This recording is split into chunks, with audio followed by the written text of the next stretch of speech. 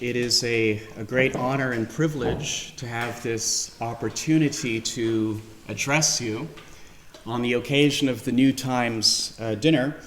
This evening I'm going to recount in some detail how I first came across social credit, what led me to research it as thoroughly as I have, and why I decided to write a number of articles and 2 books thus far on this most important and interesting of subjects. I should begin by explaining that from a relatively early age, I had always had the impression that economic problems were very odd sorts of problems. In the first place, everyone always seemed to be talking about them. If it wasn't a recession or the current unemployment or inflation rates, then people could be relied on to complain, and quite rightly, about high levels of taxation. In the second place, I had the intuition that most economic problems were artificial in character. Why is there never enough money to do the things that can be done and that need to be done? Why is there a constant struggle on the part of many individuals, families, and institutions to make ends meet? Considering our enormous raw and human resources, alongside the constant advancement in technological processes, there did not seem to be a good reason that could justify any of it. In other words, it seemed that there must be some flaw or flaws in the conventional economic system that were ultimately responsible for all of this dysfunction. How else could the pervasiveness and the tenacity of these problems be explained? If, as some people claim, all of these difficulties were simply the unavoidable result of nature, or human nature in particular, then there was simply nothing that we could do about it, and hence very little point in discussing them. The fact that the news media and people in general would obsess about the economy and what should be done about it was evidence that whether there was a solution or not, there was certainly a strong desire on the part of many people for an alternative. Speaking of solutions, it was also clear to me that socialism or socialist measures of dealing with these problems did not solve them in any definitive manner.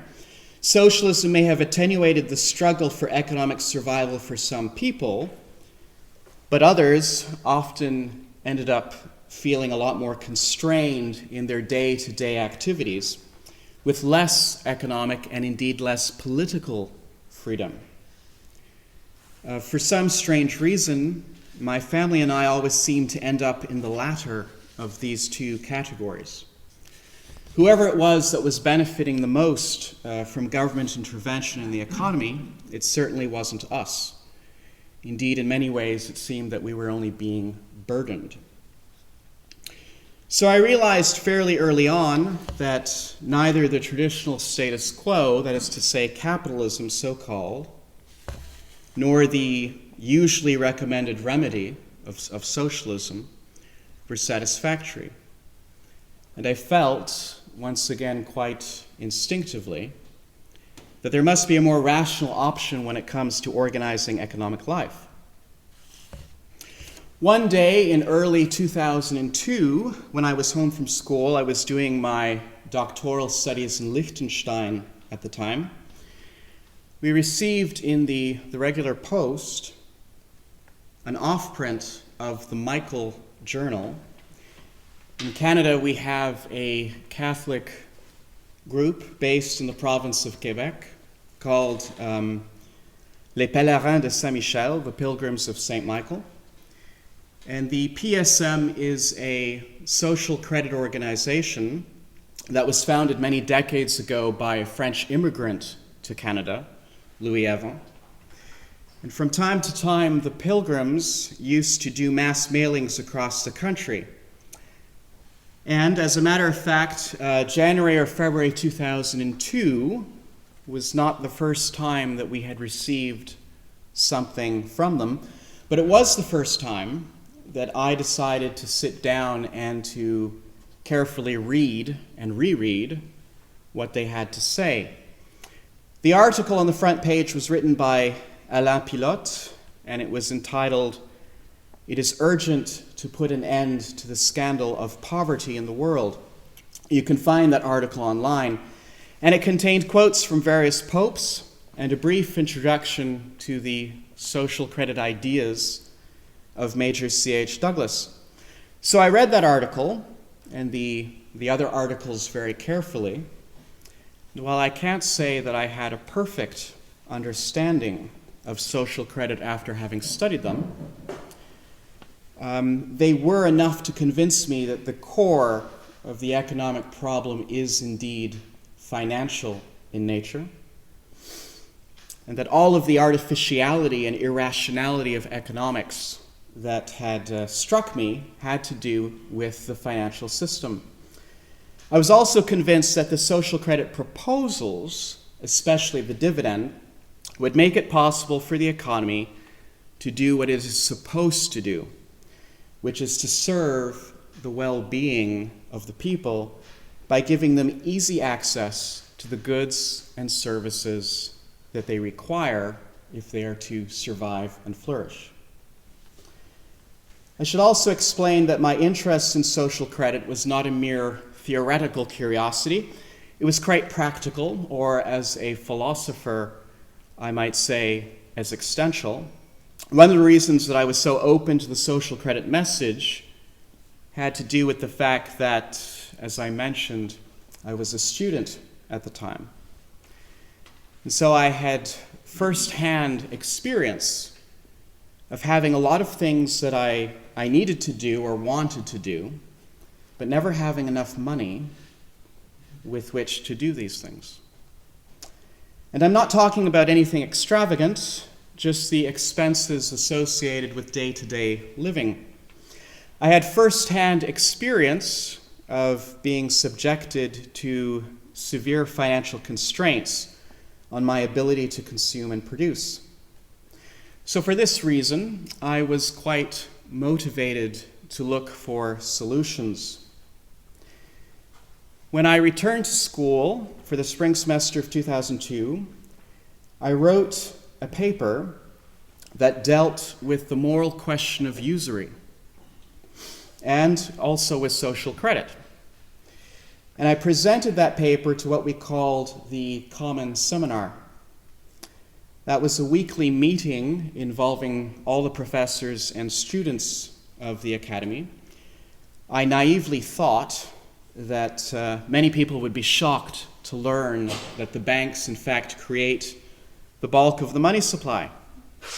That they do so, they create this money out of nothing. And that they don't, in fact, lend the money of their depositors. I thought that once this secret was revealed, my listeners would object to paying the large sums of interest on student loans, mortgages, and credit cards, etc. Some people were sympathetic, and a few even supportive, but many others either thought that I was making it all up, they could not accept the claim that the banks create money ex nihilo, or else they accepted the claim as true, but defended the existing system on the grounds that at least the banks were not as bad as the loan sharks. In order to buttress my arguments and to convince the skeptical, because I'm a very stubborn person, I arranged in the fall of 2002 to have Francis Hutchinson, who of course is the current head of the Social Credit Secretariat, to come to my school in Liechtenstein in order to give 2 talks on social credit. What she had to say was quite interesting. I'm not sure that we made any converts. But her lectures made me realize that social credit was more complex than I had originally thought.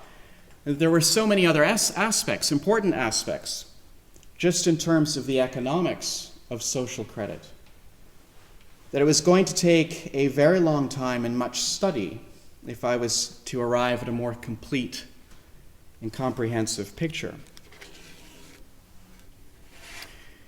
Beginning in 2003, I started in earnest to read everything I could get my hands on that was social credit related. Frances had provided me with some copies of her books and articles, and so I began reading those. Beyond that, the internet was a good source of information on a movement which was relatively unknown.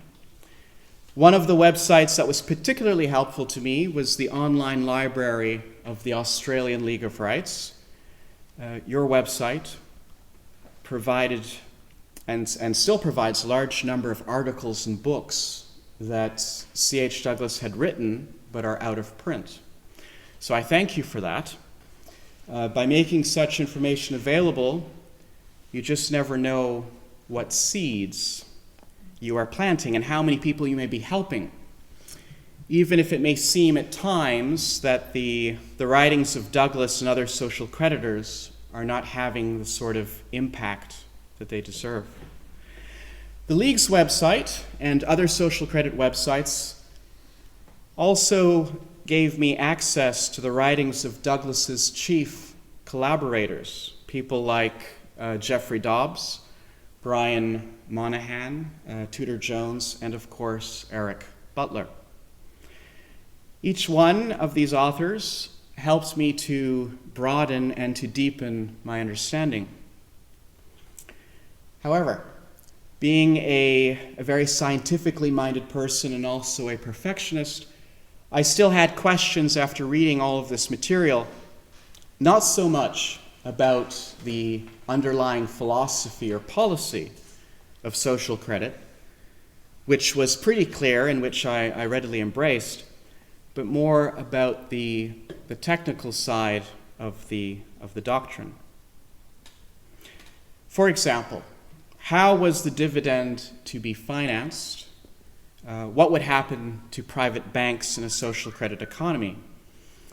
And what was the A plus B theorem really all about? For answers to these questions, I turned to the various social credit discussion groups on the web. Many people, many different correspondents helped to throw light on these more technical aspects. But there were two people in particular who seemed to be making a great deal of sense. One of these individuals was my friend Wally Klink from Edmonton.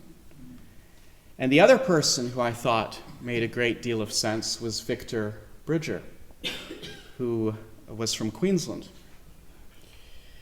I read and reread as many of their contributions to the various discussion groups that I could find, and slowly but surely the various pieces of the puzzle started to fit together. At this stage, I realized, apart from the novelty of social credit, that one of the chief problems in communicating social credit ideas had to do with the fact that Douglas never managed to present a complete compilation or synopsis of his thinking. His various analyses, insightful observations, and remedial proposals are, as you know, distributed piecemeal throughout his many books, speeches, and articles. So I thought it would be an interesting intellectual challenge and also a way of consolidating my own understanding of social credit to try to put it down on paper as clearly, as systematically, and as comprehensively as possible. And this has been an ongoing project. I started working on the books that I've published in May of 2008, in August of 2008, and again in April of 2013, I was able to visit Wally Clink in Alberta so that I could go through some of his archival material.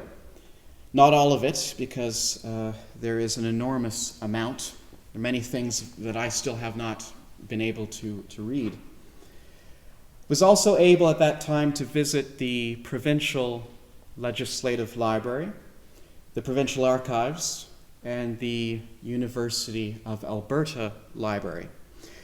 Each of those institutions possesses extensive collections of social credit documents. Thus far, I have published 2 books, Social Credit Economics and the Economics of Social Credit and Catholic Social Teaching, and I hope, God willing, to publish a few more. As many of you know, C.H. Douglas held many important and many original views on many other subjects beyond economics, such as philosophy, politics, and history. And so I would like to present in the same sort of style and format books which will explore these other important dimensions of his thinking.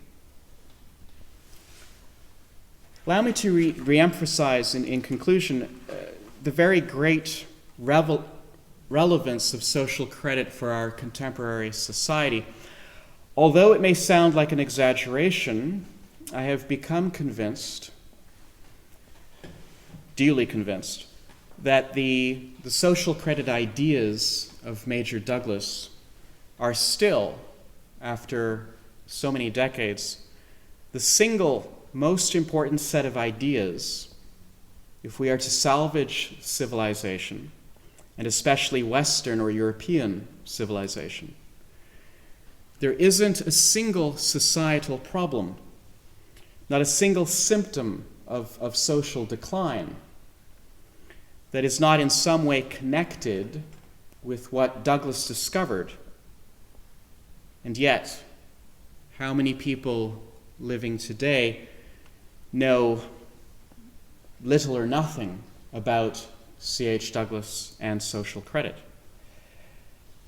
I don't know what the situation is like in Australia, but I can tell you that in Canada, the number of persons who are conversant with Douglas's ideas, they constitute a very small minority. It is my hope and prayer that through the individual and collective efforts of social creditors, in combination with the tremendous opportunities that have been afforded us by the internet, that this will quickly change. If we can raise the general level of awareness, I think that the overarching problem that we face will be at least half solved. And this, of course, to the greater satisfaction and happiness of just about everybody. So I thank you very much for your attention, and I hope I've provided you with some interesting thoughts for further reflection, and I wish you a fine continuation to a pleasant evening.